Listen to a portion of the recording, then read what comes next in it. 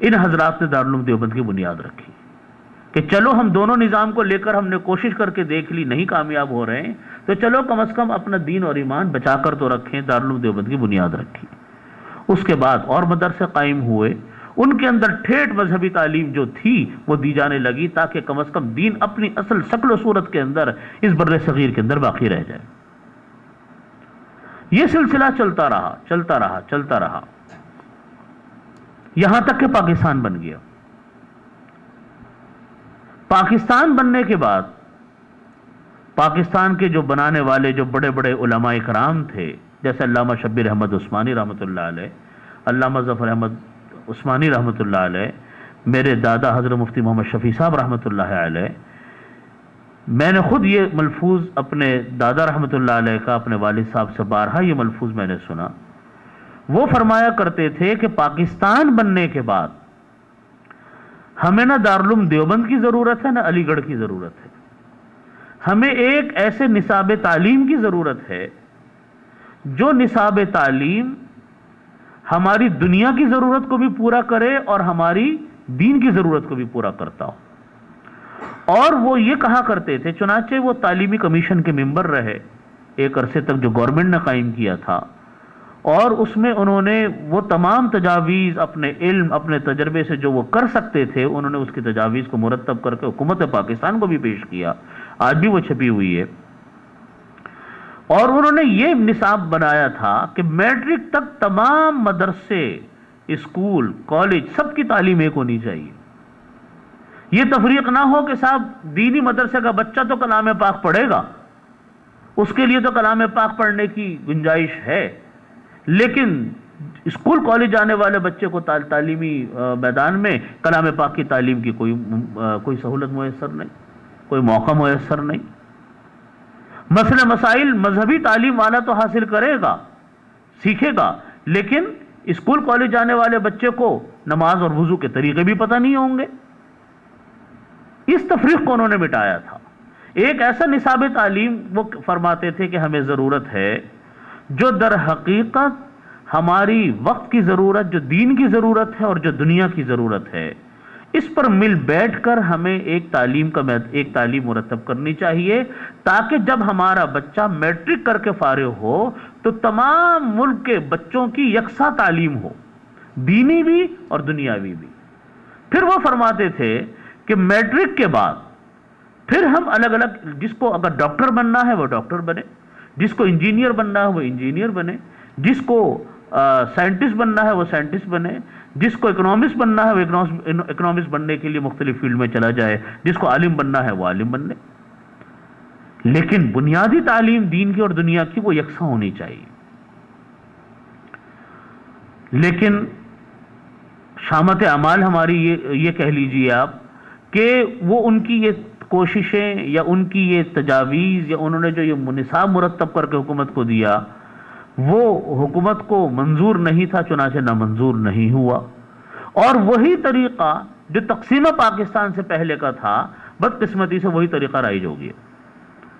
وہی کہ اسکول کی تعلیم بالکل علیحدہ جس کے اندر دین کی تعلیم کا کوئی گزر نہیں، اور مدرسوں کی تعلیم بالکل علیحدہ جن کے اندر دنیا کی تعلیم کا کوئی ذکر نہیں۔ مجھ کو یاد ہے جب میں پڑھتا تھا دارالعلوم کراچی میں، تو ہمارے ہاں یہ کوئی مضامین اس وقت تک بالکل داخلی نصاب نہیں تھے کہ ہم حساب پڑھ لیں، ہم جو ہے عام چیزیں پڑھ لیں، وہ ہم نے اسکولوں میں الگ پڑھ کر تعلیم حاصل کی، مدرسے میں آئے تو مدرسے کی تعلیم تھی۔ لیکن اگر آپ یہ دیکھیں کہ ہمارے ہاں جو سب سے بڑا نقص ہے در حقیقت وہ یہی ہے نصاب تعلیم میں۔ یہ جن لوگوں کے میں نے آپ کے نام لیے ان کے نام اس لیے بڑے ہیں کہ ان لوگوں کے ہاں دین اور دنیا کی تفریق نہیں تھی، وہ یکساں ایک نصاب تعلیم چل رہا تھا۔ جو ان کے ہاں دین اور دنیا کی جو کہ تفریق نہیں تھی، لہٰذا ایک بچہ ایک حد تک ایک تعلیم حاصل کرتا تھا، پھر کسی ایک لائن کو اپنا لیتا تھا، تو وہ کسی بھی لائن کو اپناتا تھا، لیکن اصل اس کی جو تربیت ہوتی تھی وہ دینی فکر کے ساتھ تربیت ہوتی تھی۔ ایک مرتبہ بچہ جب ہوتا ہے، یہ بالکل اس کی مثال ایسی ہوتی ہے جیسے ہاتھوں میں موم ہوتا ہے، آپ اس بچے کو کسی نصاب میں ڈال دیں، کسی ماحول میں ڈال دیں، وہ ڈھل جائے گا، مذہبی ماحول میں ڈھل جائے گا، بے دینی کے ماحول میں ڈھل جائے گا، بچے کو کلام پاک حفظ کروا دیں وہ ڈھل جائے گا، وہی اسی بچے کو آپ گانے یاد کروا دیں وہ بچہ گانے لگ جائے گا، اس کو آپ ناچنا سکھلا دیں وہ ناچنے لگ جائے گا، اس کو آپ کھیل سکھلا دیں کھیلنے لگ جائے گا، اس کو آپ کسی بامقصد تعمیری کام میں لگا دیں وہ کر جائے گا۔ یہ تو ماحول کی بات ہے، یہ تو گھریلو تربیت کی بات ہے کہ ہم لوگ اپنے بچوں کو کس ماحول کے اندر پسند کرتے ہیں۔ تو پہلے زمانے میں ہوتا یہ تھا کہ بچہ جو ہوتا تھا جب اس کو تعلیم کے میدان میں پہلے لایا جاتا تھا، پہلے اس کی دینی لحاظ سے تربیت اس کی پختہ کی جاتی تھی، قرآن وہ سیکھتا تھا، گھر کے اندر ماحول دینی ہوتا تھا، ماں اپنے بچوں کو کلمے سکھلاتی تھی، دعائیں سکھلاتی تھی، اٹھنے بیٹھنے کے آداب سکھلائے جاتے تھے کہ باپ کے سامنے کیسے بیٹھتے ہیں، بزرگوں کے سامنے کیسے بیٹھتے ہیں، گھر میں مہمان آتا ہے تو کس طرح ملتے ہیں، کس کا احترام کیسے کیا جاتا ہے۔ آج جب ہمارے ہاں یہ تعلیم کا جنازہ نکلا تو ہمارے ہاں سے جو یہ اسلامی آداب ہیں یہ اسلامی آداب بھی ختم ہو کے رہ گئے، ان کا بھی جنازہ نکل گیا۔ آج آپ دیکھیں ہمارے ہاں بچوں میں وہ ادب نہیں ہے اپنے بڑوں کا جو ہم پہلے زمانے میں دیکھتے تھے، اپنے بڑوں کا ادب۔ جن ماں باپ نے تربیت کی وہ تربیت کی، بچے ویسے ہو گئے، لیکن آج جدید تعلیم بچوں کی تربیت سے خالی ہے۔ جو ذہنی فکر ہے، سمجھنے کی بات ہے کہ آج ہمارے ہاں جو تعلیمی نظام ہے اور جو اسلام چاہتا ہے دونوں میں فرق کیا ہے۔ اسلام کا نقطہ نظر تعلیم سے یہ ہے کہ تعلیم حاصل کر کے سب سے پہلے اپنے اوپر بنیادی چیز ہے ایمان کی حالت میں موت آ جائے تو وہ کامیاب ہے، اور خدا نہ خواستہ ایمان نہیں تھا تو وہ انسان ناکام ہے، اس کی ساری زندگی ناکام ہے۔ قرآن کریم نے اسی کو فرمایا کہ اولئک هم المفلحون، وہ کامیاب لوگ ہیں جو ایمان کی حالت میں مر گئے اور جنت میں چلے گئے۔ جو ایمان کی حالت میں نعوذ باللہ نہیں ہے وہ ناکام ہے، دنیا کی زندگی میں فیل ہو گئے۔ وہ سب سے پہلے میٹرک تک کی تعلیم میں بچوں کی دین اور ایمان کو مضبوط بنایا جائے، دنیا کی اصلی تعلیم بھی دیں لیکن قرآن کریم کی تعلیم، ضروری مسائل کی تعلیم جیسے پاکی کی تعلیم ہے، ناپاکی کس طریقے سے دور کی جائے گی، فرائض نماز روزہ حج زکوٰۃ کیا ہیں، لین دین کے معاملات کیا ہیں، حرام اور محرمات کیا ہیں، کہ جھوٹ کیا ہوتا ہے، اس سے کس طرح بچا جاتا ہے، بچوں کے دلوں میں نفرتیں پیدا ہوں حرام کاری سے، جھوٹ سے، دھوکے سے، حرام وہ تمام ممنوع حرام چیزیں ان سے، لیکن تربیت کے ساتھ۔ جب یہ بچہ میٹرک تک ایک تربیت لے گا، اس کے اوپر ایک اسلامی ماحول کا ایک خول اس کے اوپر جب چڑھتا ہے، آپ اس کے بعد اس کو کسی میدان میں چھوڑ دیجئے، انشاءاللہ کبھی دین سے پیچھے ہٹنے والا نہیں ہے۔ اسلام کی جو تعلیم کا بنیادی نقطہ نظر کیا ہے، اسلام کی نظام تعلیم کا بنیادی نقطہ نظر یہ ہے کہ انسان اپنی تمام قابلیت، اپنی تمام ذہانت، اپنے تمام علم سے اپنی اصلاح کرے اور اس پیغام کو دوسروں تک پہنچائے۔ اگر آپ تمام اسلامی تعلیم کا خلاصہ نکال لیں تو یہ آپ نبی پاک ہمارے پاس سرچشمہ ہے کیا؟ نبی کریم صلی اللہ علیہ وسلم کی حیات طیبہ کے علاوہ وہی اصل سرچشمہ ہے، قرآن پاک ہے، احادیث ہیں۔ آپ دیکھیے نبی پاک صلی اللہ علیہ وسلم نے یہی تربیت دی۔ مکی زندگی میں قتال ممنوع تھا، جہاد ممنوع تھا، صرف صحابہ اکرام کی تربیت ہو رہی تھی، ان کو بھٹیوں میں پکایا جا رہا تھا، کندن بنایا جا رہا تھا، ایسی مشکلات جھیلی ہیں صحابہ اکرام نے کہ ہم اس کا تصور بھی نہیں کر سکتے۔ اگر ہم اپنے آپ کو دیکھیں تو حقیقت یہ ہے کہ ہم نے تو دین کے خاطر کوئی قربانی کیا، سوچا بھی نہیں قربانی کس کو کہتے ہیں۔ قربانی تو سارے ہمارے ان حضرات نے دی ہے۔ پھر مدنی زندگی شروع ہوئی، مدنی زندگی کے اندر بھی قرآن نازل ہو رہا ہے اور جہاد چل رہا ہے، دعوت چل رہی ہے، تعلیم چل رہی ہے، صحابہ اکرام کی تربیت ہو رہی ہے، صحابہ اکرام کو دنیا بھر کے اندر تعلیمی مقاصد کے لیے روانہ کیا جا رہا ہے۔ پوری دنیا کے اندر صحابہ اکرام پھیلے ہیں دین اور اسلام کی دعوت لے کر، پوری دنیا میں جہاں تک جا سکتے تھے وہاں تک گئے، مراکش کے ساحلوں تک ہو کے آ گئے اور اسلام کا پیغام وہاں پر پہنچایا۔ تجارتیں بھی کی ہیں لیکن سب اسلام کے تابع ہو کر، ملازمتیں بھی کی ہیں اسلام کے تابع ہو کر۔ اصل چیز دین تھا، اصل مقصد یہ تھا کہ نبی کریم صلی اللہ علیہ وسلم کی تعلیم سے اپنے آپ کو بھی کی اصلاح کی جائے اور ان کے پیغام کو دوسروں تک پہنچایا جائے۔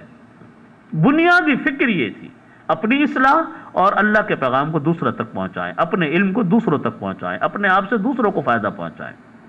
تجارت کے مواقع ہوئے تجارت بھی کی، ملازمت کے مواقع ہوئے ملازمت بھی کی، گھومنے کے مواقع ہوئے گھومے بھی، ملک در ملک کے سفر کرنے کے مواقع وہ بھی کیے، مال تجارت لے کر شام جاتے تھے، مختلف ممالک میں جاتے تھے وہ بھی کیے، جہاد بھی کیا، سب کیا۔ لیکن بنیادی فکر تعلیم کی کیا تھی؟ اپنی اصلاح اور اللہ کے پیغام کو دوسروں تک پہنچانا۔ اب آپ آ جائیے ہمارے ہاں موجودہ نصاب تعلیم کے اوپر۔ ہمارے ہاں جو موجودہ نصاب تعلیم ہے، جو آج ہماری یونیورسٹیوں میں پڑھایا جاتا ہے، جو ہمارے ہاں کالجز میں پڑھایا جاتا ہے، جس کی تعلیم آج ہم لوگ حاصل کر رہے ہیں، ان کا نظام، ان کی جو فکر ہے، وہ فکر ان کی یہ ہے کہ انسان کس طریقے سے پیسہ کمانے کا قابل ہو جائے۔ آپ دیکھ رہے بنیادی فکر میں کیا فرق،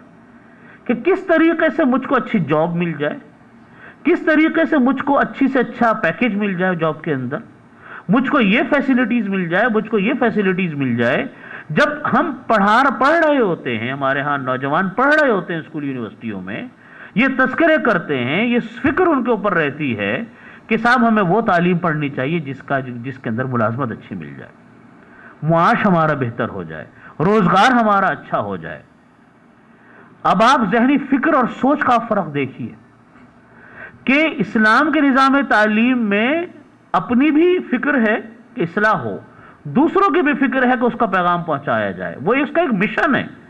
اس کی جس کو ہم کہتے ہیں گھٹی میں یہ بات بیٹھی ہوئی ہے کہ نہیں مجھ کو دوسروں میں بھی جا کے کام کرنا ہے۔ ہمارے ہاں موجودہ تعلیمی نظام جو چل رہا ہے، لارڈ میکالے کا نظام جو ہے، اس تعلیمی نظام کے اندر آپ دیکھیے یہی فکر ہے، اس کے علاوہ کوئی فکر نہیں ہے کہ میری جاب اچھی ہو جائے، میرا بزنس اچھا ہو جائے، مجھ کو اچھی فیسلٹیز مل جائیں، میرا معاش اچھا ہو جائے اور میرا گھر بن جائے تو میری گاڑی ہو جائے اور میرے پاس نت نئی چیزیں ہوں جو دوسروں کے پاس نہ ہو، میں برانڈڈ چیزیں استعمال کر رہا ہوں جو دوسرا نہ کر رہا ہو، میں وہ کپڑے پہنوں جو دوسروں کے پاس نہ ہو، میری جاب ایسی، میری ملازمت ایسی، میرا بزنس ایسا۔ یہی فکر ہے صبح سے شام تک۔ اس کے علاوہ اس فکر سے ہم باہر نکلنے کے لیے سوچتے ہی نہیں، نہ سوچتے ہیں نہ سوچ سکتے ہیں، اس لیے کہ تربیت ہماری کس ماحول میں ہو رہی ہے؟ ہم جس نظام کو لے کر پڑھ رہے ہیں، جس تعلیم کو لے کر پڑھ رہے ہیں، اس کے اندر ہم کو یہی سکھایا جا رہا ہے کہ بنیادی مقصد تعلیم کا کیا ہے؟ اپنا اسٹیٹس بنانا۔ بنیادی مقصد تعلیم کا کیا ہے؟ کہ آپ نے اپنے معاش کو بہتر بنانا ہے، اپنی زندگی کو اچھا بنانا ہے، اپنے آپ کو نمایاں کرنا ہے۔ اس سے اوپر کی کوئی سوچ ہماری نہیں ہے۔ آج پورے معاشرے میں آپ دیکھیں ہمارے نوجوانوں کے اندر یہ فکر ہے، یہ فکر در حقیقت پیدا کہاں سے ہوتی ہے؟ تعلیمی نظام سے ہوتی ہے۔ نتیجہ اس کا کیا ہے کہ آج نتیجہ اس کا آپ کے سامنے ہے کہ پہلے زمانے میں کیا تھا کہ یہی مسلمان ہوتے تھے، یہی انہی گوشت پوست کے انسان تھے، انہوں نے تعلیم حاصل کی، لیکن جب ہم دوسرے نظام کو اپناتے ہیں، دیکھیے دوسرے نظام کو اپنانے میں کوئی خرابی نہیں، میں یہ بات کہنے کا میرا مقصد نہیں ہے کہ ہم دوسروں کی تعلیمی نظام کو نہ لیں، نہیں، حکم یہ ہے، حدیث شریف میں آتا ہے کہ کلمۃ الحکمت ضالۃ المؤمن،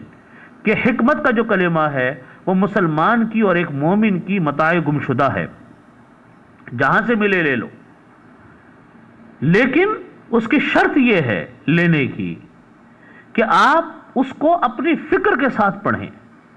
اپنی سوچ کے ساتھ پڑھیں، اپنے ماحول کے ساتھ پڑھیں، تو وہ چیز اثر انداز ہوتی ہے، وہ چیز کارآمد ہوتی ہے۔